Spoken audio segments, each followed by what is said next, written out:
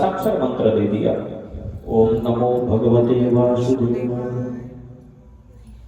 ध्रुव जी ने उस मंत्र को पकड़ लिया, गांठ बांध लिया, मन में स्थापित कर लिया और महाराज तपस्या करने लगे। कुछ महीनों तक पत्तों को खा करके भगवान की तपस्या की। उसके बाद पत्ता भी छोड़ दिया, केवल हवा पी करके हवा भी छोड़ दिया महाराज। और जब हवा भी छोड़ दिया ना, ध्रुव जी ने ब्रह्मांड की जो प्राण वायु है वह लगभग बंद सी हो गई। देवता लोग घबराने लगे, घबरा करके पहुंचे ब्रह्मा जी के पास, पितामह बचाइए, हम लोगों के प्राण अवरुद्ध हो रहे हैं। पितामह ने कहा कि एक भक्त भगवान को पाने के लिए कठिन तपस्या कर रहा है, हम लोग उन्हीं के पास चले वैकुंठ लोक में, वही कुछ कर सकते हैं। भगवान के पास गए, सब मिल करके भगवान से कहा कि प्रभु आप उसे दर्शन क्यों नहीं दे देते।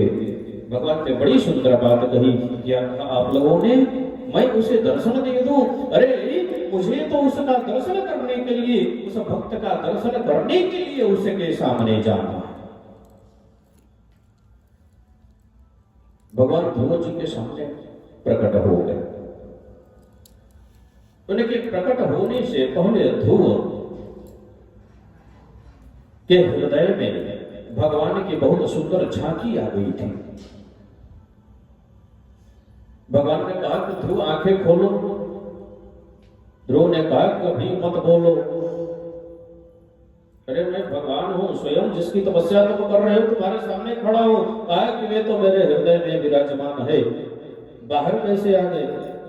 आंखें खोलो। तो ध्रुव ने जब अपनी आंखों को खोला, वही छवि समक्ष खड़ी थी जो हृदय में छवि बसी हुई थी।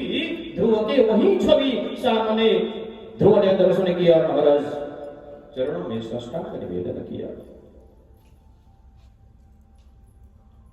ध्रुव ने कहा कि प्रभु मुझे तो कोई स्तुति आती नहीं, मैं आपका वंदन कैसे करूं? मैं आपकी प्रार्थना किस प्रकार से करूं, मुझे कुछ समझ में नहीं आ रहा है। महाराज भगवान ने अपना 5 जन्य शंख ध्रुव के गालों से सटा दिया। जैसे ही भगवान का 5 जन्य सटा ध्रुव के गालों से, भगवान की तो ऐसी महिमा है, मूकं करोति वचलं पंगुलं लंघयते गिरिं यत कृपा तमहं वन्दे परमानंदमाधवम्।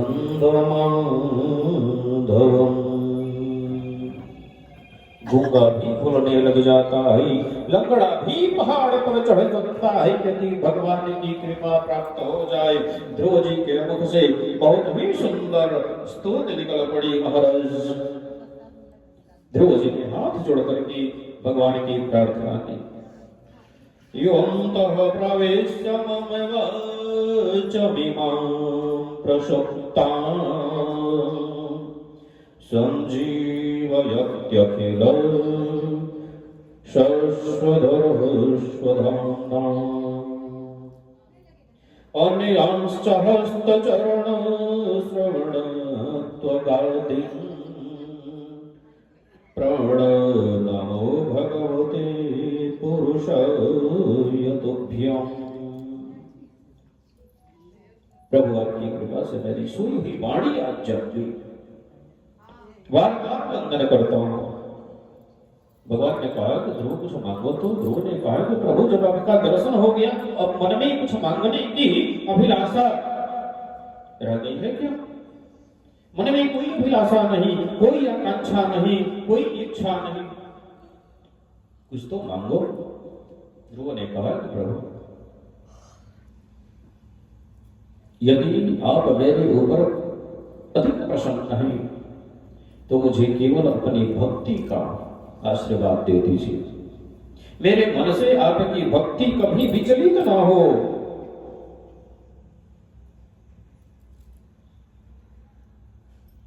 मैं तो आज बहुत अपने को भाग्यवान समझ रहा हूं कि साक्षात आपके श्री चरणों का दर्शन कर पा रहा हूं।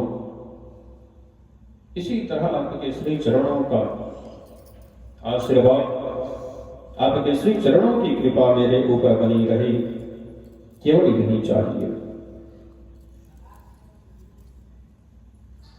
ध्रुव जी को भगवान ने कहा कि अभी भक्ति तो तुमको पहले से ही प्राप्त है और ये सदैव रहेगा। अभी तुम अपने घर जाओ, बड़े होकर के राजा बनो, अपने प्रजा का पालन करो। ध्रुव जी अपने घर लौटे, लेकिन एक बात कहूं, जाकर कृपा राम की होई, तापर कृपा सब कोई। जिसके ऊपर भगवान की कृपा हो जाती है ना, सब उसके अपने हो जाते हैं। जब पता चला राजा को, उत्तानपाद को, कि ध्रुव आ रहा है तपस्या से लौट करके, महाराज नगर के बाहर सबको लेकर के खड़े हैं, और जो विमाता जो सौतेली माता पिता के गोद में नहीं बैठने दी थी, सबसे आगे खड़ी है। तो भगवान की कृपा प्राप्त हो गई है। जिसका गुरु बलवान उसका चेला क्या होता है? गुरु बलवान तो चेला पहलवान। महाराज उसने आगे बढ़ करके अंक में भर लिया। सुरुचि ने ध्रुव जी को अंक में भर लिया। ध्रुव जी बड़े हुए, उनके पिता ध्रुव जी को राजा बना करके स्वयं जंगलों में तपस्या करने के लिए, भगवान की भक्ति करने के लिए निकल गए। ध्रुव का जो भाई था वो तब बहुत ही उदंड निकला। एक दिन कुबेर का बगीचा नष्ट कर रहा था, यक्षों ने पकड़ करके उसे दंड देना शुरू कर दिया। जब ध्रुव को पता चला ना, यक्षों को मारने के लिए दौड़े।